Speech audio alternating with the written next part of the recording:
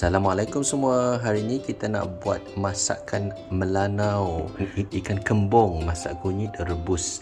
Ramuannya adalah ikan serai ditumbuk. Okey. Ni ramuan ni kita campur dan kita tumbuk kunyit, bawang putih, bawang merah, cili dengan garam secukup rasa. Okey. Seterusnya kita dah buat ni, letak air dalam ni. Okay. Lepas tu kita kacau-kacau. Lepas tu air ni kita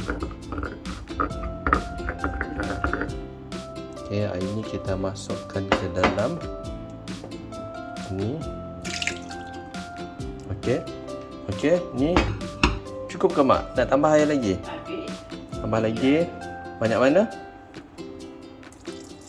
Kosong lagi anu. Okey. Mak suruh ni bersihkan ni. Dah bersih. Alhamdulillah. Okey, lagi? Cukup?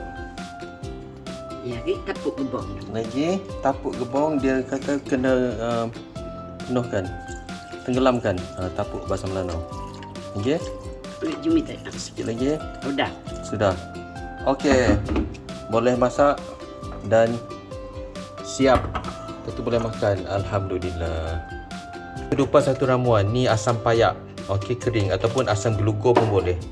Okey, boleh rebus dan makan. Alhamdulillah. Okey, masakan kita sudah mendidih. Okey, kita tunggu dari ke 5 ke 10 minit lagi dan boleh makan lepas tu. Alhamdulillah. Alhamdulillah dah siap. Okey, ni air rebusan ni boleh dihirup. Kalau suka air rebusan, letak air banyak-banyak, rebusan banyak sikit. Selamat menyambut selera.